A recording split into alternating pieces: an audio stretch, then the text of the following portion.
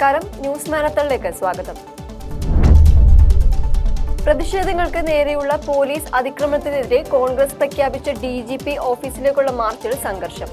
മാർച്ചിനിടെ നവകേരള സദസ്സിന്റെ ബാനറുകൾ കോൺഗ്രസ് പ്രവർത്തകർ വ്യാപകമായി നശിപ്പിച്ചു. പോലീസിന് നേരെ കല്ലേറുമുണ്ടായി. പ്രവർത്തകർ അക്രമാസക്തരായതോടെ പിരിച്ചുവിടാൻ പോലീസ് ജലപീരങ്കിയും കണ്ണീർ വാതകവും പ്രയോഗിച്ചു. മാർച്ച് സംഘർഷത്തിലേക്ക് നീങ്ങിയതോടെ പ്രതിപക്ഷ നേതാവ് VD സതീശൻ പ്രസംഗം പാതി വഴിയിൽ അവസാനിപ്പിച്ചു. ദേഹാസ്വസ്ഥ്യം അനുഭവപ്പെട്ട K സുധാകരൻ അടക്കമുള്ള നേതാക്കളെ ആശുപത്രിയിലേക്ക് മാറ്റി. പ്രതിപക്ഷ നേതാവ് സംസാരിക്കുന്നതിനിടയിലാണ് സംഘർഷമുണ്ടായത്. പോലീസ് ജലപീരങ്കി പ്രയോഗിച്ചതോടെ സതീശൻ പ്രസംഗം പാതി വഴിയിൽ അവസാനിപ്പിച്ചു. K സുധാകരനും MM ഹസനും ഉൾപ്പെടെയുള്ള നേതാക്കളെ പ്രവർത്തകർ വാഹനത്തിൽ കയറ്റി സ്ഥലത്തുനിന്ന് മാറ്റി. യാതൊരു പ്രകോപനവുമില്ലാതെയാണ് പോലീസ് നടപടിയെന്നാണ് നേതാക്കൾ ആരോപിക്കുന്നത്. മാധ്യമ പ്രവർത്തകർക്കെതിരെ കേസെടുത്തതിനെ ന്യായീകരിച്ച് മുഖ്യമന്ത്രി. ഗൂഢാലോചന തന്നെയാണെന്ന് മുഖ്യമന്ത്രിയുടെ പ്രതികരണം. മാധ്യമ പ്രവർത്തകർക്കെതിരായ കേസിൽ പോലീസിൽ വിശ്വാസക്കുറവില്ല. പോലീസ് കേസെടുക്കുന്നത് തെളിവുകളുടെ അടിസ്ഥാനത്തിലാണ്. അങ്ങനെയല്ലെന്ന് നിങ്ങൾക്ക് തെളിയിക്കാം. ശബ്ദമുയർത്തി വിരട്ടാമെന്ന് ആരും കരുതണ്ട. മാധ്യമ പ്രവർത്തകരുടെ കൂട്ടത്തിൽ ഗൂഢാലോചന നടത്താൻ പറ്റിയവരുണ്ടെന്നും മുഖ്യമന്ത്രി പറഞ്ഞു. DGPയുടെ വീട്ടിലേക്ക് മഹിളാ മോർച്ച പ്രവർത്തകർ തള്ളിക്കയറിയത് റിപ്പോർട്ട് ചെയ്ത മാധ്യമ പ്രവർത്തകർക്കും കുറുപ്പംപടിയിൽ നവകേരള ബസിന് നേരെ ഷൂ എറിഞ്ഞ് റിപ്പോർട്ട് ചെയ്ത മാധ്യമ പ്രവർത്തകർക്കുമെതിരെയാണ് പോലീസ് കേസെടുത്തിരുന്നത്. മുഖ്യമന്ത്രിക്കെതിരെ കടുത്ത വിമർശനവുമായി KPCC president K Sudhakaran. Pinarayi വിജയന് ജനാധിപത്യത്തോട് ബാധ്യതയില്ല. ധിക്കാരിയും മുൻവിധിയോടെ കാര്യങ്ങൾ കാണുന്നയാളുമാണ് മുഖ്യമന്ത്രി. കറുത്ത കൊടി കാണിച്ചവരെ വാഹനം കയറ്റി കൊല്ലാൻ നോക്കുന്നു. ജനങ്ങൾക്ക് സമാധാനമില്ല. P ശശിയാണ് പോലീസിനെ നിയന്ത്രിക്കുന്നത്. ക്രമസമാധാനം തകർന്നുപോയി. ഞങ്ങൾ കലാപാഹ്വാനത്തിനില്ല. കോൺഗ്രസുകാർ ജനാധിപത്യ വിശ്വാസികളാണെന്ന് അദ്ദേഹം പറഞ്ഞു. ഞങ്ങളുടെ കുട്ടികൾ എന്തു ചെയ്തു? കറുത്ത വസ്ത്രം ധരിച്ചതോ കൊടി കാണിച്ചതോ? അതിനുള്ള സ്വാതന്ത്ര്യം ജനാധിപത്യ സംവിധാനത്തിൽ ഇല്ലേ എന്നും അദ്ദേഹം ചോദിച്ചു. ഇടതുപക്ഷ മുഖ്യമന്ത്രിയായത് പിണറായി വിജയൻ മാത്രമല്ലല്ലോ. ഇതുവരെ ഇല്ലാത്ത രീതിയല്ലേ കാണുന്നത്? വളരെ സമാധാനപരമായ സമരമാണ് ഇന്ന് നടത്തുന്നത്. മുൻ ഹിറ്റ്ലറുടെ പുനർജന്മമാണ് പിണറായി വിജയൻ. മാധ്യമങ്ങൾക്ക് പിണറായി വിജയൻ ആരെന്ന് തുറന്നു കാണിക്കാൻ കഴിയുന്നില്ലെന്നും അദ്ദേഹം പറഞ്ഞു. മുഖ്യമന്ത്രിയും മന്ത്രിമാരും നടത്തിയ നവകേരള സദസ്സിന് ഇന്ന് സമാപനം. കാസർഗോഡ് മഞ്ചേശ്വരം മണ്ഡലത്തിൽ നിന്ന് കഴിഞ്ഞ മാസം 18-ന് ആരംഭിച്ച യാത്ര 35 ദിവസം പിന്നിട്ടാണ് ഇന്ന് സമാപിക്കുന്നത്. ഔദ്യോഗിക സമാപന ദിവസമായ ഇന്ന് 5 മണ്ഡലങ്ങളിൽ നവകേരള സദസ്സ് നടക്കും. കോവളം, നേമം, കഴക്കൂട്ടം, വട്ടിയൂർക്കാവ്, തിരുവനന്തപുരം എന്നീ മണ്ഡലങ്ങളിലാണ് നവകേരള സദസ്സ് നടക്കുക. വട്ടിയൂർക്കാവ് പോളിടെക്നിക് ഗ്രൗണ്ടിലാണ് സമാപന സമ്മേളനം. സമാപന ദിവസമായ ഇന്നും തലസ്ഥാനത്ത് പ്രതിപക്ഷ പ്രതിഷേധങ്ങൾ ഉണ്ടായേക്കാം. പത്തനംതിട്ട ഏരിയ സെക്രട്ടറി PR പ്രദീപിന്റെ ആത്മഹത്യയ്ക്ക് പിന്നിലെ കാരണങ്ങൾ പരിശോധിക്കാൻ CPM. പാർട്ടിക്ക് ലഭിച്ച പരാതിയുടെ അടിസ്ഥാനത്തിൽ അന്വേഷണം ജില്ലാ നേതാക്കളിലേക്ക് നീട്ടും. സാമ്പത്തിക ക്രമക്കേടുകളിൽ പ്രദീപിനെ ഇരയാക്കിയെന്നും ഇത് ആത്മഹത്യയിലേക്ക് നയിച്ചെന്നുമാണ് ഉയരുന്ന ആരോപണം. മെയ് 5-നായിരുന്നു CPM Pathanamthitta area secretary PR പ്രദീപിനെ തൂങ്ങി മരിച്ച നിലയിൽ കണ്ടെത്തിയത്. CPM ഇലന്തൂർ ബ്രാഞ്ച് കമ്മിറ്റി ഓഫീസിലാണ് മൃതദേഹം കണ്ടത്. പിന്നീട് പ്രദീപിന്റെ ആത്മഹത്യയുമായി ബന്ധപ്പെട്ട് വിവാദം ഉയരുകയായിരുന്നു. പ്രദീപിന്റെ ആത്മഹത്യയുടെ കാരണക്കാരെ ചൊല്ലിയായിരുന്നു വിവാദം. ചാലക്കുടിയിൽ SFI DYFI പ്രവർത്തകർ ചേർന്ന് പോലീസ് ജീപ്പ് തകർത്തത് ഹെൽമറ്റ് ധരിക്കാത്തതിന് പിഴയടച്ചതിനെന്ന് പോലീസ് വൃത്തങ്ങൾ. DYFI ബ്ലോക്ക് പ്രസിഡന്റ് നിതിൻ പുല്ലനും സംഘവുമാണ് വെള്ളിയാഴ്ച ജീപ്പ് തകർത്തത്. ITIയിലെ തിരഞ്ഞെടുപ്പ് വിജയത്തിന് പിന്നാലെ ആഹ്ലാദ പ്രകടനത്തിനെത്തിയ DYFI പ്രവർത്തകർ ഹെൽമറ്റ് ധരിക്കാതെ ബൈക്കിൽ സഞ്ചരിക്കുന്നത് ചൂണ്ടിക്കാട്ടി ചാലക്കുടി പോലീസ് പിഴയടിച്ചിരുന്നു. ഇതിന് പിന്നാലെയാണ് പോലീസ് ജീപ്പ് അടിച്ചു തകർക്കാൻ സംഘം തുനിഞ്ഞിറങ്ങിയതെന്നാണ് പോലീസ് പറയുന്നത്. ഗണേഷ് കുമാറും കടന്നപ്പള്ളി രാമചന്ദ്രനും മന്ത്രിമാരാകുന്നതിൽ അന്തിമ തീരുമാനം നാളെ. ഇത് സംബന്ധിച്ച് ഇടത് മുന്നണി യോഗത്തിൽ പ്രഖ്യാപനമുണ്ടായേക്കും. സത്യപ്രതിജ്ഞ 29-ന് നടക്കും. ഗണേഷിന് ഗതാഗതവും കടന്നപ്പള്ളിക്ക് തുറമുഖം വകുപ്പുമാണ് ലഭിക്കുക. നവകേരള സദസ്സിന് ശേഷം ഡിസംബർ അവസാനം മന്ത്രിസഭാ പുനർസംഘടനം നടക്കുമെന്ന് ഇടതുമുന്നണി കൺവീനർ EP ജയരാജൻ അറിയിച്ചിരുന്നു. 2ാം പിണറായി മന്ത്രിസഭയുടെ പുനർസംഘടന വേഗത്തിൽ വേണമെന്നാവശ്യപ്പെട്ട് കേരള കോൺഗ്രസ് B LDF മുന്നണി നേതൃത്വത്തിന് കത്ത് നൽകിയിരുന്നു. നവകേരള സദസ്സിന് മുൻപ് പുനർസംഘടന വേണമെന്നായിരുന്നു ആവശ്യം. ആദ്യ 2.5 വർഷം K കൃഷ്ണൻകുട്ടി, ആന്റണി രാജു എന്നിവർക്കും രണ്ടാമത്തെ 2.5 വർഷം ഗണേഷ് കുമാറിനും കടന്നപ്പള്ളി രാമചന്ദ്രനും മന്ത്രിസ്ഥാനം നൽകുമെന്ന് LDF നേതൃത്വം നേരത്തെ ഉറപ്പു നൽകിയിരുന്നു. ഇതാണ് ഇടതുമുന്നണി പാലിക്കാൻ ഒരുങ്ങുന്നത്. പത്തനാപുരം MLA KB ഗണേഷ് കുമാറിന്റെ ഭാര്യ ബിന്ദുവിന്റെ പേരിലുള്ള സാമ്പത്തിക ഇടപാട് തെരഞ്ഞെടുപ്പ് സത്യവാങ്മൂലത്തിൽ നിന്ന് മറച്ചുവെച്ചതായി പരാതി. KSU സംസ്ഥാന വൈസ് പ്രസിഡന്റ് MJ യദുകൃഷ്ണൻ നൽകിയ ഹർജി പത്തനാപുരം കോടതി ഫയലിൽ സ്വീകരിച്ചു. പരാതിക്കാരന്റെ മൊഴിയെടുത്ത കോടതി കേസെടുക്കണമോ എന്നത് പിന്നീട് തീരുമാനിക്കും. ഗണേഷ് കുമാറും കടന്നപ്പള്ളി രാമചന്ദ്രനും മന്ത്രിമാരാകുന്നതിൽ അന്തിമ തീരുമാനം നാളെ വരാനിരിക്കെയാണ് പരാതി ഉയർന്നത്. തമിഴ്നാട്ടിലെ പ്രളയബാധിതർക്ക് വേണ്ടിയുള്ള കേരളത്തിൽ നിന്നുള്ള ആദ്യ ലോഡ് ദുരിതാശ്വാസ സാമഗ്രികൾ അയച്ചതായി chief secretary doctor V Venu. വെള്ളിയാഴ്ച രാത്രി പോയ ആദ്യ ലോഡിൽ 250 കിറ്റുകളാണ് അയച്ചത്. വരും ദിവസങ്ങളിൽ 5 ഇരട്ടി കിറ്റുകളാണ് അയക്കാൻ ലക്ഷ്യമിടുന്നതെന്ന് ചീഫ് സെക്രട്ടറി അറിയിച്ചു. ദുരിതാശ്വാസ സഹായങ്ങൾ എത്തിക്കാൻ കൂടുതൽ പേർ തയ്യാറാകണമെന്നും അദ്ദേഹം ആവശ്യപ്പെട്ടു. മുഖ്യമന്ത്രി പിണറായി വിജയന്റെ നിർദ്ദേശപ്രകാരമാണ് തമിഴ്നാട്ടിലെ പ്രളയബാധിതർക്കായി ദുരിതാശ്വാസ സഹായം എത്തിച്ചു നൽകാൻ തീരുമാനിച്ചത്. തിരുവനന്തപുരം കനകക്കുന്ന് കൊട്ടാരത്തിന് എതിർവശത്തുള്ള സംസ്ഥാന ദുരന്ത നിവാരണ അതോറിറ്റി കാര്യാലയം, തിരുവനന്തപുരം കോർപ്പറേഷൻ ഓഫീസ് എന്നിവ കളക്ഷൻ സെന്ററുകളായി പ്രവർത്തിക്കുന്നുണ്ട്. കേരളത്തിൽ കലാപം നടത്താനുള്ള എല്ലാ ശ്രമങ്ങളും UDF നടത്തിയെന്ന് മന്ത്രി സജി ചെറിയാൻ. നവകേരള സദസ്സിന് ആന്റി ക്ലൈമാക്സ് ഉണ്ടാക്കാനാണ് ശ്രമിച്ചത്. ക്രിമിനൽ സംഘത്തെ ഉപയോഗപ്പെടുത്തിയാണ് പ്രശ്നമുണ്ടാക്കിയത്. ഇതിനൊന്നും കേരളത്തിലെ ജനങ്ങളെ കിട്ടില്ല. സർക്കാരിന്റെ പണമെടുത്തല്ല നവകേരള സദസ്സ് നടത്തിയതെന്നും മന്ത്രി ആരോപിച്ചു. മുഖ്യമന്ത്രി രക്ഷാദൌത്യം എന്ന് പറഞ്ഞ സംഭവത്തിൽ കരിങ്കൊടി കാണിച്ച ചെറുപ്പക്കാരൻ ബസ്സിനടിയിൽ പെടേണ്ടതായിരുന്നു. പട്ടിക കഷ്ണമെടുത്താണ് DYFIക്കാരെ യൂത്ത് കോൺഗ്രസ് അടിച്ചത്. കേരളത്തിലെ സർക്കാരിനെ അട്ടിമറിക്കാനും നിയമം കയ്യിലെടുക്കാനും നോക്കിയാൽ ഒരു വിട്ടുവീഴ്ചയും ഉണ്ടാകില്ലെന്നും മന്ത്രി പറഞ്ഞു. പ്രതിപക്ഷ നേതാവ് VD സതീശനെതിരെ പരിഹാസവുമായി മന്ത്രി മുഹമ്മദ് റിയാസ്. സതീശൻ തൻ പ്രമാണത്തിന്റെ ആൾരൂപമാണെന്നും മുഹമ്മദ് റിയാസ് വിമർശിച്ചു. സതീശൻ പറവൂരിന് പുറത്ത് ലോകം കണ്ടത് പ്രതിപക്ഷ നേതാവായതിനു ശേഷമാണ്. അടുത്ത പ്രതിപക്ഷ നേതാവിനുള്ള സീറ്റ് ബുക്കിംഗ് ടവൽ മാത്രമാണ് സതീശനെന്നും റിയാസ് പറഞ്ഞു. കഴിഞ്ഞ ദിവസം റിയാസിനെതിരെ പരിഹാസവുമായി സതീശൻ രംഗത്തെത്തിയിരുന്നു. ഇതിനെതിരെയാണ് റിയാസിന്റെ വിമർശനം ഉണ്ടായത്. കേടായ റോഡിലെ കുഴി എണ്ണട്ടെ പൊതുമരാമത്ത് മന്ത്രി എന്നായിരുന്നു സതീശന്റെ പരാമർശം. മാനേജ്മെന്റ് കോട്ടയിൽ മന്ത്രിയായതിന്റെ കുഴപ്പമാണ് റിയാസിന്. മുഹമ്മദ് റിയാസ് മൂക്കാതെ പഴുത്തയാളാണ്. എന്റെ പാർട്ടിയിലെ സ്വാധീനം അളക്കാൻ റിയാസ് വരേണ്ടെന്നും VD സതീശൻ തിരുവനന്തപുരത്ത് പറഞ്ഞു. നവകേരള സദസ്സിനോട് പ്രതിപക്ഷത്തിനല്ല കേരളത്തിലെ ജനങ്ങൾക്കാണ് അലർജിയെന്നും മുഖ്യമന്ത്രിക്ക് മറുപടിയായി VD സതീശൻ പറഞ്ഞു. ഏറ്റവും കുറഞ്ഞ ചൂട് രേഖപ്പെടുത്തിയത് കിഴക്കൻ രാജസ്ഥാനിലെ സിക്കറിലാണ്. 2.8 ഡിഗ്രി സെൽഷ്യസ് ആണ് രേഖപ്പെടുത്തിയത്. കഴിഞ്ഞ 8 ദിവസത്തിൽ 5 ദിവസവും രാജ്യത്ത് ഏറ്റവും ഉയർന്ന ചൂട് രേഖപ്പെടുത്തിയത് കേരളത്തിലാണെന്ന് കാലാവസ്ഥാ നിരീക്ഷകർ അറിയിച്ചു. 4 ദിവസമാണ് കണ്ണൂരിൽ ഉയർന്ന താപനില രേഖപ്പെടുത്തിയത്. അതേസമയം തെക്ക് കിഴക്കൻ അറബിക്കടലിനും തെക്ക് പടിഞ്ഞാറൻ അറബിക്കടലിനും മുകളിലായി ചക്രവാത ചുഴി നിലനിൽക്കുന്നുണ്ടെന്ന് കാലാവസ്ഥാ വകുപ്പ് അറിയിച്ചു. ഭൂമധ്യരേഖയ്ക്ക് സമീപം ഇന്ത്യൻ മഹാസമുദ്രത്തിനും തെക്ക് പടിഞ്ഞാറൻ ബംഗാൾ ഉൾക്കടലിനും മുകളിലായി മറ്റൊരു ചക്രവാത ചുഴിയും സ്ഥിതി ചെയ്യുന്നുണ്ട്. സംസ്ഥാനത്ത് വരും ദിവസങ്ങളിൽ ഒറ്റപ്പെട്ട സ്ഥലങ്ങളിൽ മിതമായ മഴയ്ക്ക് സാധ്യതയുണ്ടെന്ന് കാലാവസ്ഥാ വകുപ്പ് അറിയിച്ചു. BJPക്കെതിരെ താൻ എഴുതിയ ഫേസ്ബുക്ക് പോസ്റ്റ് സാംസ്കാരിക കേരളത്തിന് അപമാനമാണെന്ന് KCBC പ്രതികരണത്തിനെതിരെ വിമർശനവുമായി KT ജലീൽ. തന്റെ കുറിപ്പിൽ ക്രൈസ്തവ പുരോഹിതന്മാരെയോ ക്രൈസ്തവ ദർശനങ്ങളെയോ മോശമാക്കുകയോ ഇകഴ്ത്തുകയോ ചെയ്തിട്ടില്ല. മുസ്ലിം ക്രൈസ്തവ വിഭാഗങ്ങൾക്കെതിരെ വംശഹത്യയ്ക്ക് നേതൃത്വം നൽകിയവർ കാപട്യത്തിന്റെ മുഖംമൂടി അടിഞ്ഞ് സ്നേഹ കേക്കുകളുമായി അരമനകളും വീടുകളും കയറിയിറങ്ങി നടക്കുന്നതിനെയാണ് താൻ വിമർശിച്ചതെന്നും ജലീൽ പറഞ്ഞു. BJP നേതാവും നടനുമായ കൃഷ്ണകുമാറിന്റെ വിവാദ പരാമർശത്തിൽ കേസെടുത്ത് പട്ടികജാതി പട്ടികവർഗ കമ്മീഷൻ.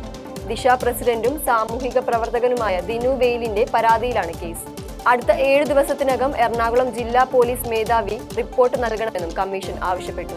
കൃഷ്ണകുമാറിനെതിരെ സാമൂഹിക പ്രവർത്തകയായ ധന്യ രാമൻ തിരുവനന്തപുരം സിറ്റി പോലീസ് കമ്മീഷണർക്ക് പരാതി നൽകിയിട്ടുണ്ട്.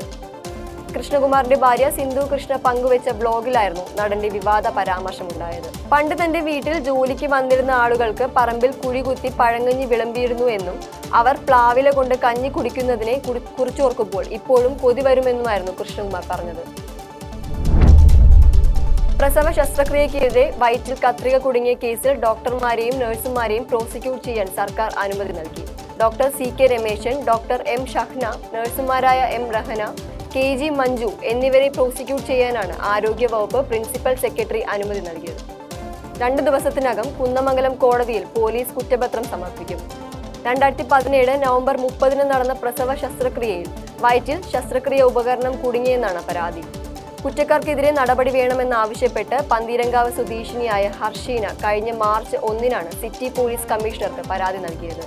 തുടർന്ന് ഡോക്ടർമാരെയും നഴ്സുമാരെയും അറസ്റ്റ് രേഖപ്പെടുത്തി ജാമ്യത്തിൽ വിട്ടയച്ചിരുന്നു. കേരളത്തിലെ കോവിഡ് കേസുകളുടെ വർധനവ് കണക്കിലെടുത്ത് അതിർത്തിയിൽ നിയന്ത്രണം ശക്തമാക്കി കർണാടക. കേരള-കർണാടക അതിർത്തികളിൽ കർശന പരിശോധന നടത്തും. രോഗലക്ഷണമുള്ളവർക്ക് സംസ്ഥാനത്തേക്ക് പ്രവേശനമില്ല. 24 മണിക്കൂറും പരിശോധനയ്ക്കായി ഉദ്യോഗസ്ഥരെ നിയോഗിച്ചു. ബസ് യാത്രക്കാർ ഉൾപ്പെടെയുള്ളവരെ പരിശോധിക്കും. ആശങ്കയൊഴിയും വരെ പരിശോധന ഉണ്ടാകുമെന്നും കർണാടക ആരോഗ്യവകുപ്പ് വ്യക്തമാക്കി.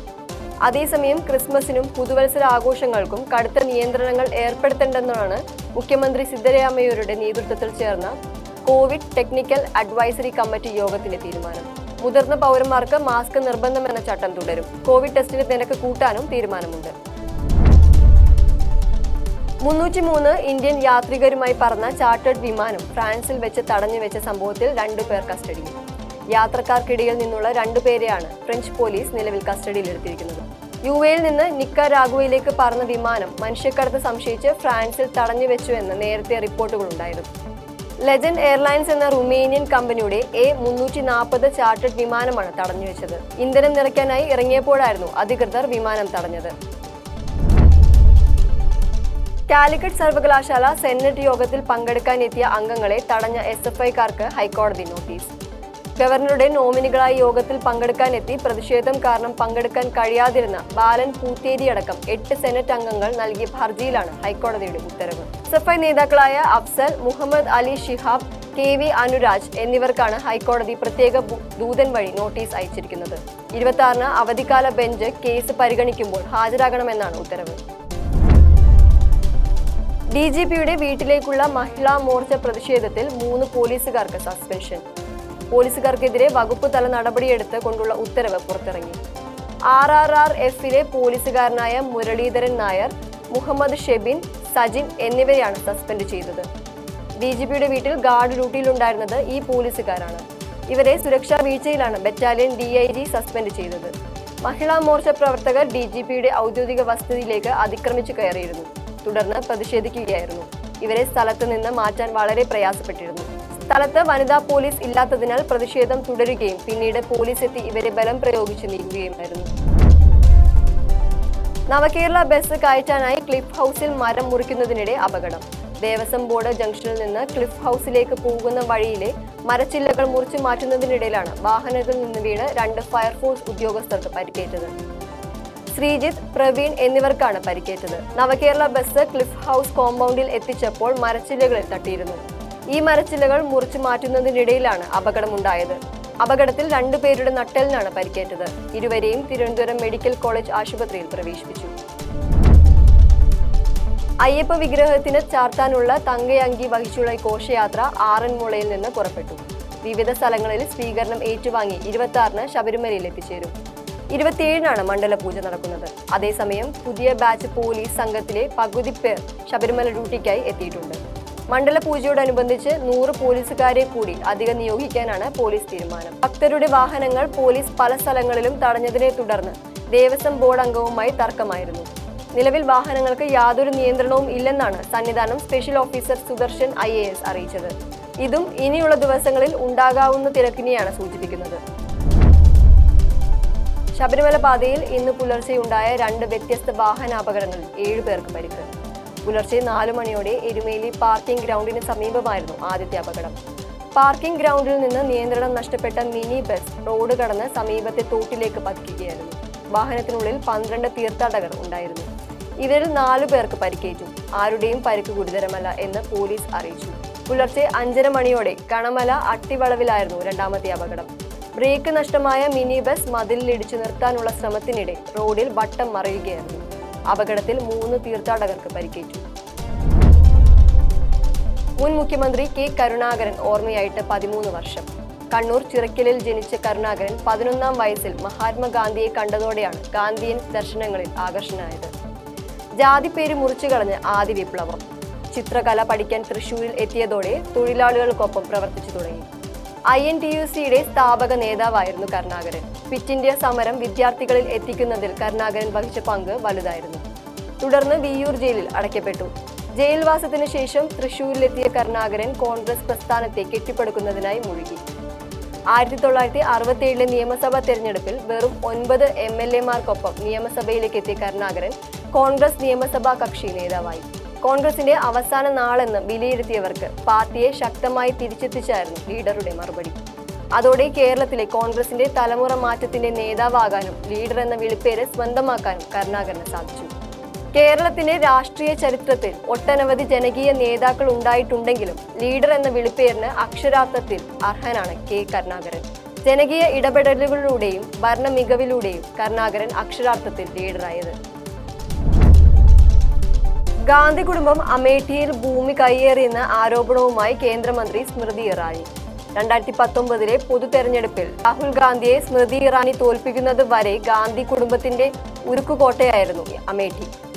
അമേഠിയിൽ ഗാന്ധി കുടുംബം വെറും 600 രൂപയ്ക്ക് 30 ഏക്കർ ഭൂമി പാട്ടത്തിനെടുത്തെന്നും സ്മൃതി ആരോപിച്ചു. വ്യാവസായിക വൽക്കരണത്തിന്റെ പേര് പറഞ്ഞ് കർഷകരുടെ ഭൂമി ഗാന്ധി കുടുംബം കൈക്കലാക്കിയെന്നും സ്മൃതി ഇറാനി ANIക്ക് നൽകിയ അഭിമുഖത്തിൽ പറഞ്ഞു. എറണാകുളം അങ്കമാലിയിൽ തീപിടുത്തത്തിൽ കുടുങ്ങിയയാളെ മരിച്ച നിലയിൽ കണ്ടെത്തി. കരയാമ്പറമ്പ് സ്വദേശി KA ബാബു ആണ് മരിച്ചത്. ഇന്നലെ നടന്ന തീപിടുത്തത്തിൽ ബാബു കെട്ടിടത്തിൽ കുടുങ്ങിപ്പോവുകയായിരുന്നു. കറുകുറ്റിയിൽ ന്യൂ ഇയർ കുറീസ് എന്ന സ്ഥാപനത്തിലാണ് ഇന്നലെ തീപിടുത്തമുണ്ടായത്. ഇന്നലെ വൈകിട്ട് 3 മണിക്ക് തുടങ്ങിയ തീപിടുത്തം പുലർച്ചെ 5 മണിയോടെയാണ് അണച്ചത്. ന്യൂ ഇയർ കുറീസ് എന്ന സ്ഥാപനത്തിലെ ജീവനക്കാരനായിരുന്നു ബാബു. സർക്കാരിൽ നിന്നുള്ള സഹായം യഥാസമയം കിട്ടാതായതോടെ അട്ടപ്പാടിയിലെ 200-ലധികം അരിവാൾ രോഗികളുടെ ജീവിതം ദുരന്തത്തിൽ. കഴിഞ്ഞ ദിവസം 17-കാരി മരിച്ചതും അധികൃതരുടെ അനാസ്ഥ കാരണമാണെന്ന് ബന്ധുക്കൾ ആരോപിച്ചു. പട്ടികവർഗ വികസന വകുപ്പും ആരോഗ്യ വകുപ്പും തമ്മിലുള്ള ഏകോപനമില്ലായ്മയാണ് രോഗികളെ വലയിലാക്കുന്നത്. ബുധനാഴ്ചയാണ് താഴെ അബ്ബന്നൂർ ഗോത്ര ഊരിലെ 17-കാരി സുജിത മരിച്ചത്. രോഗം മൂർച്ഛിച്ചതോടെ കടം വാങ്ങിയ പൈസ കൊണ്ട് ആംബുലൻസ് വിളിച്ചാണ് ബന്ധുക്കൾ സുജിതയെ തൃശൂർ മെഡിക്കൽ കോളേജ് ആശുപത്രിയിൽ എത്തിച്ചത്. ചികിത്സയ്ക്കിടെ സുജിത മരിച്ചു. ഒരു പിടി ഇല്ലായ്മകൾക്കും ദുരിതങ്ങൾക്കും ഇടയിലാണ് അട്ടപ്പാടി ഊരിലെ 200 അരിവാൾ രോഗികളുടെ ജീവിതം. സംസ്ഥാനത്ത് Christmas special Vande Bharat train service അനുവദിച്ചു. ചെന്നൈ സെൻട്രലിൽ നിന്ന് കോഴിക്കോട്ടേക്കാണ് ട്രെയിൻ സർവീസ് അനുവദിച്ചിരിക്കുന്നത്. പുലർച്ചെ 4:30 ചെന്നൈയിൽ നിന്ന് ട്രെയിൻ പുറപ്പെടും. ഉച്ചകഴിഞ്ഞ് 3:20 train കോഴിക്കോടെത്തും. Special Vande Bharat train Palakkad, Shoranur, Tirur എന്നിവിടങ്ങളിൽ സ്റ്റോപ്പുകൾ ഉണ്ടായിരിക്കും. ക്രിസ്മസ് പ്രമാണിച്ച് പ്രത്യേക ട്രെയിൻ സർവീസ് നടത്താൻ തീരുമാനം. അവധി യാത്ര ചെയ്യുന്നവരുടെ തിരക്ക് കാരണമാണ് പ്രത്യേക ട്രെയിൻ സർവീസ് പരിഗണിക്കുന്നത്. മൈസൂർ കൊച്ചുവേളി, കൊച്ചുവേളി മൈസൂർ ട്രെയിൻ സർവീസാണ് പുതുതായി ഏർപ്പെടുത്തിയിരിക്കുന്നത്. മൈസൂർ കൊച്ചുവേളി സർവീസ് ഞായറാഴ്ച രാത്രി 9:40 മൈസൂരിൽ നിന്ന് പുറപ്പെടും. തിരിച്ചുള്ള സർവീസ് ഡിസംബർ 24 രാത്രി 9:40 കൊച്ചുവേളിയിൽ നിന്നാണ്. 4 പേരുടെ ജീവൻ പൊലിഞ്ഞ കുസാറ്റ് അപകടം നടന്നിട്ട് 1 മാസം ആകുമ്പോഴും അന്വേഷണം എങ്ങും എത്തിയില്ല. 100-ലധികം പേരുടെ മൊഴിയെടുത്തെങ്കിലും ഇതുവരെ ആരെയും പ്രതി ചേർക്കാതെ പോലീസ് അന്വേഷണം. സർവകലാശാല ഉപസമിതിയുടെ അന്വേഷണ റിപ്പോർട്ട് വരുന്ന 27 ചേരുന്ന സിൻഡിക്കേറ്റ് യോഗത്തിൽ ചർച്ച ചെയ്യുമെന്ന് കുസാറ്റ് വൈസ് ചാൻസലർ അറിയിച്ചു. നവംബർ 25 വൈകിട്ട് കുസാറ്റിൽ എന്താണ് സംഭവിച്ചത്? നിയന്ത്രിക്കാനാവാത്ത ആൾക്കൂട്ടം എത്തിയതാണോ? സമയക്രമം പാലിക്കുന്നതിലെ വീഴ്ചയാണോ? ഓഡിറ്റോറിയത്തിന്റെ അശാസ്ത്രീയമായ നിർമ്മാണമാണോ? ഉത്തരം കണ്ടെത്താൻ സിൻഡിക്കേറ്റ് ഉപസമിതി, ഉന്നത വിദ്യാഭ്യാസ വകുപ്പിന്റെ പ്രത്യേക സമിതി, തൃക്കാക്കര ACPയുടെ നേതൃത്വത്തിലുള്ള പോലീസ് സംഘം, സബ് കളക്ടറുടെ അന്വേഷണം എന്നിവയാണ് പ്രഖ്യാപിച്ചത്. 4 അന്വേഷണ സംഘങ്ങളും മൊഴിയെടുക്കലും ശാസ്ത്രീയ തെളിവ് ശേഖരണവും അടക്കം പൂർത്തിയാക്കിയെങ്കിലും തുടർ നടപടി ഒന്നുമായിട്ടില്ല. ബാലികയെ അശ്ലീല ദൃശ്യങ്ങൾ കാണിക്കുകയും ലൈംഗിക അതിക്രമം നടത്തുകയും ചെയ്ത കേസിൽ പ്രതിക്ക് നാദാപുരം പോക്സോ കോടതി 6 വർഷം കഠിന തടവും 30,000 രൂപ പിഴയും ശിക്ഷ വിധിച്ചു. ലൈംഗിക ചുവയോടെ സംസാരിക്കുകയും മാനഹാനി വരുത്തുകയും ചെയ്തതിന് 1 വർഷം കൂടി തടവ് ശിക്ഷ അനുഭവിക്കണം. ഈ കുറ്റത്തിന് 5,000 രൂപ പിഴയും വിധിച്ചു. പേരാമ്പ്ര കല്ലോട് കുരിയാടി കുനിയിൽ കുഞ്ഞമ്മദിനെയാണ് ജഡ്ജി M സുഹൈബ ശിക്ഷിച്ചത്. ഇരയുടെ വീട്ടിൽ അതിക്രമിച്ചു കയറി ഉപദ്രവിച്ചതിനാണ് പോക്സോ വകുപ്പുകൾ ചുമത്തി കേസെടുത്തത്. 2022 സെപ്റ്റംബറിൽ പേരാമ്പ്ര പോലീസ് രജിസ്റ്റർ ചെയ്ത കേസിലാണ് ശിക്ഷ. വണ്ടിപ്പെരിയാറിൽ 6 വയസ്സുകാരിയെ പീഡിപ്പിച്ച് കൊലപ്പെടുത്തിയ കേസിൽ സർക്കാർ അപ്പീൽ നൽകി. പ്രതി വണ്ടിപ്പെരിയാർ ചുരക്കുളം സ്വദേശി അർജുൻ സുന്ദറിനെ വെറുതെ വിട്ട വിചാരണ കോടതി ഉത്തരവിനെതിരെയാണ് ഹൈക്കോടതിയിൽ അപ്പീൽ നൽകിയത്. കേസിലെ വസ്തുതകളും തെളിവുകളും വിലയിരുത്തുന്നതിന് കോടതിക്ക് പിഴവ് സംഭവിച്ചെന്നും ശാസ്ത്രീയമായ തെളിവുകൾ വിലയിരുത്തിയില്ലെന്നും അപ്പീലിൽ സർക്കാർ പറയുന്നു. 2021 ജൂൺ 30-നാണ് 6 വയസ്സുകാരിയെ തൂങ്ങി മരിച്ച നിലയിൽ കണ്ടെത്തിയത്. പോസ്റ്റ്മോർട്ടം റിപ്പോർട്ടിൽ പെൺകുട്ടി പീഡനത്തിനിരയായെന്ന് കണ്ടെത്തിയിരുന്നു. തുടർന്നാണ് അർജുൻ സുന്ദറിനെ അറസ്റ്റ് ചെയ്തത്. KSRTCയിലെ വിരമിക്കുന്ന ജീവനക്കാർക്ക് ആനുകൂല്യ വിതരണത്തിനായി വരുമാനത്തിൽ നിന്ന് മാറ്റിവെക്കേണ്ട തുക ഹൈക്കോടതി കുറച്ചു. ഹൈക്കോടതി ഡിവിഷൻ ബെഞ്ചാണ് വരുമാനത്തിന്റെ 5% മാത്രം വിരമിക്കൽ ആനുകൂല്യത്തിനായി മാറ്റിവെച്ചാൽ മതിയെന്ന് ഇടക്കാല ഉത്തരവ് പുറപ്പെടുവിച്ചത്. നേരത്തെ ഹൈക്കോടതി സിംഗിൾ ബെഞ്ച് വരുമാനത്തിന്റെ 10% വിരമിക്കൽ ആനുകൂല്യത്തിനായി മാറ്റിവെക്കണമെന്ന് ഉത്തരവിട്ടിരുന്നു. പുതിയ വിധി പ്രകാരം ജനുവരി 1 മുതൽ KSRTCയുടെ വരുമാനത്തിൽ നിന്ന് 5% വിരമിക്കൽ ആനുകൂല്യങ്ങൾ നൽകാനായി മാറ്റിവെക്കേണ്ടി വരും. കണ്ണൂർ സർവകലാശാലയിലെ വിവാദ നിയമനം തടഞ്ഞ് ഹൈക്കോടതി. മുൻ VC ഡോക്ടർ ഗോപിനാഥ് രവീന്ദ്രൻ നടത്തിയ നിയമനമാണ് ഹൈക്കോടതി ജസ്റ്റിസ് വിജു എബ്രഹാം സ്റ്റേ ചെയ്തത്. സുപ്രീം കോടതി അയോഗ്യനാക്കി വിധി വന്ന ശേഷം ഗോപിനാഥ് രവീന്ദ്രൻ നടത്തിയ ജോഗ്രഫി അസിസ്റ്റന്റ് പ്രൊഫസർ നിയമനമാണ് ഹൈക്കോടതി തടഞ്ഞത്. ഇന്റർവ്യൂവിൽ 2ാം റാങ്ക് നേടിയ ഡോക്ടർ KB ബിന്ദു ആണ് ഹർജിയുമായി ഹൈക്കോടതിയെ സമീപിച്ചത്. കർണാടകയിൽ ഹിജാബ് നിരോധനം പിൻവലിക്കണമെന്ന് മുഖ്യമന്ത്രി സിദ്ധരാമയ്യ പ്രഖ്യാപിച്ചു. സ്ത്രീകൾക്ക് അവർ ആഗ്രഹിക്കുന്നത് എന്തും ധരിക്കാം. വസ്ത്രവും ഭക്ഷണവും വ്യക്തിപരമായ കാര്യങ്ങളാണ്. നിരോധന ഉത്തരവ് പിൻവലിക്കാൻ ഉദ്യോഗസ്ഥർക്ക് നിർദ്ദേശം നൽകിയതായും സിദ്ധരാമയ്യ പറഞ്ഞു. 2022 ഭരണത്തിലുണ്ടായ BJP ആണ് കർണാടകയിൽ ഹിജാബ് നിരോധനം കൊണ്ടുവന്നത്. ഏത് വസ്ത്രം ധരിക്കണമെന്ന് ഒരാളുടെ വ്യക്തിപരമായ തീരുമാനമാണ്. ഹിജാബ് നിരോധനം പിൻവലിക്കാൻ ഞാൻ നിർദ്ദേശം നൽകി. എല്ലാവർക്കുമൊപ്പം എല്ലാവരുടെയും പുരോഗമനം ലക്ഷ്യം എന്ന പ്രധാനമന്ത്രിയുടെ വാഗ്ദാനം തട്ടിപ്പാണ്. BJP വസ്ത്രത്തിന്റെയും ജാതിയുടെയും പേരിൽ മനുഷ്യരെയും സമൂഹത്തെയും ഭിന്നിപ്പിക്കുകയാണെന്നും സിദ്ധരാമയ്യ എക്സിൽ കുറിച്ചു. ഇന്ത്യയുടെ ആദ്യ സൂര്യ പഠന ദൗത്യമായ ആദിത്യ L1 ജനുവരി 6-ന് ലക്ഷ്യസ്ഥാനമായ 1ാം ലോഞ്ചർ പോയിന്റിലെത്തും. ഇക്കഴിഞ്ഞ സെപ്റ്റംബർ 2-ാം തീയതി വിക്ഷേപിച്ച് 126 ദിവസങ്ങൾക്ക് ശേഷമാണ് അതിന്റെ ലക്ഷ്യസ്ഥാനത്തെത്തുന്നത്. പേടകത്തിലെ ഉപകരണങ്ങളുടെ പ്രവർത്തനം തൃപ്തികരമാണെന്നും ISRO ചെയർമാൻ പറഞ്ഞു. ഗുജറാത്തിലെ ഇന്റർനാഷണൽ ഫിനാൻഷ്യൽ ടെക് സിറ്റിയിലെ തൊഴിലാളികൾക്കും സന്ദർശകർക്കും ഗുജറാത്ത് സർക്കാർ മദ്യം ഉപയോഗിക്കാൻ അനുമതി നൽകി. വൈൻ ആൻഡ് ഡൈൻ സേവനം നൽകുന്ന ഹോട്ടലുകൾ, റെസ്റ്റോറന്റുകൾ, ക്ലബ്ബുകൾ എന്നിവിടങ്ങളിൽ മദ്യം വിൽക്കാം. ഇതുകൂടാതെ ഓരോ കമ്പനിയുടെയും സന്ദർശകർക്ക് ആ കമ്പനിയുടെ സ്ഥിരം ജീവനക്കാരുടെ സാന്നിധ്യത്തിൽ താൽക്കാലിക പെർമിറ്റുള്ള ഹോട്ടലുകൾ, റെസ്റ്റോറന്റുകൾ, ക്ലബ്ബുകൾ എന്നിവിടങ്ങളിൽ നിന്നും മദ്യം കഴിക്കാനും അനുമതിയുണ്ട്. 2024 റിപ്പബ്ലിക് ദിനാഘോഷത്തിൽ ഫ്രഞ്ച് പ്രസിഡന്റ് ഇമ്മാനുവൽ മാക്രോൺ വിശിഷ്ടാതിഥിയാകുമെന്ന് സ്ഥിരീകരണമായി. പ്രധാനമന്ത്രി നരേന്ദ്രമോദിയുടെ ക്ഷണം ഇമ്മാനുവൽ മാക്രോൺ സ്വീകരിച്ചതായി വിദേശകാര്യ മന്ത്രാലയം അറിയിച്ചു. റിപ്പബ്ലിക് ദിന പരിപാടിയിൽ പങ്കെടുക്കുമെന്ന് മാക്രോൺ സ്ഥിരീകരിച്ചിട്ടുണ്ട്. ക്ഷണിച്ചതിന് നന്ദിയെന്നും മാക്രോൺ എക്സിൽ പ്രതികരിച്ചു.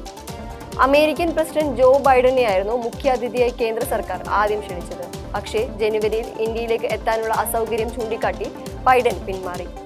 ഇതിന് പിന്നാലെയാണ് കേന്ദ്ര സർക്കാർ മാക്രോണിനെ വിശിഷ്ടാതിഥിയായി ക്ഷണിച്ചത്. 2024 ഇന്ത്യ ഫ്രഞ്ച് നയതന്ത്ര പങ്കാളിത്തത്തിന്റെ 25ാം വാർഷികം കൂടിയാണ്. ജനപ്രീതിയിൽ ഇന്ത്യയിൽ മുന്നിലുള്ളത് ഏതൊക്കെ താരങ്ങളാണ് എന്നതിന്റെ പുതിയ പട്ടിക ഓർമാക്സ് മീഡിയ പുറത്തുവിട്ടു. നവംബറിലെ പട്ടികയാണ് ഓർമാക്സ് പുറത്തുവിട്ടത്.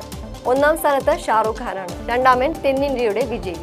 രാജ്കുമാർ ഹിറാനിയുടെ ഡങ്കിയാണ് ബോളിവുഡ് താരം ഷാറൂഖ് ഖാനെ നവംബറിൽ ചർച്ചകളിൽ നിറഞ്ഞു നിൽക്കാൻ സഹായിച്ച ഒരു ഘടകം. 2ാമത് തെന്നിന്ത്യൻ താരം വിജയാണ്. ബോളിവുഡിലെ പല വമ്പന്മാരെയും പിന്നിലാക്കിയാണ് താരം 2ാമതെത്തിയത്.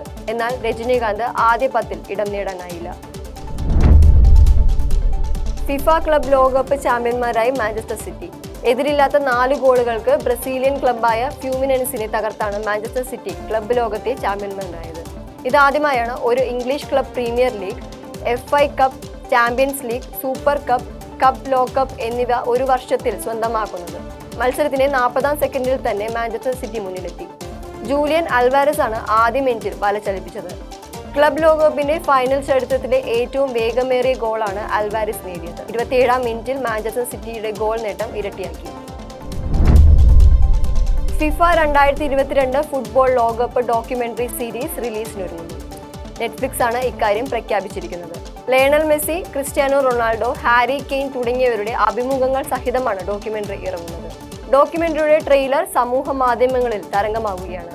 ഡ്രസ്സിംഗ് റൂമിലെ ആരും കാണാത്ത സംഭവങ്ങൾ ഡോക്യുമെന്ററിയിൽ ഉൾപ്പെടുത്തിയിട്ടുണ്ട്. ഡിസംബർ 30-ന് ഡോക്യുമെന്ററിയുടെ ആദ്യ ഭാഗം പുറത്തിറങ്ങും. ലോകകപ്പിൽ പങ്കെടുത്ത 32 രാജ്യങ്ങളുടെയും അവരുടെ ആരാധകരുടെയും പ്രതികരണങ്ങളും ഡോക്യുമെന്ററിയിൽ നെറ്റ്ഫ്ലിക്സ് ഉൾപ്പെടുത്തിയിട്ടുണ്ട്. ഇതോടുകൂടി ന്യൂസ് മാരത്തൺ അവസാനിക്കുന്നു. നമസ്കാരം.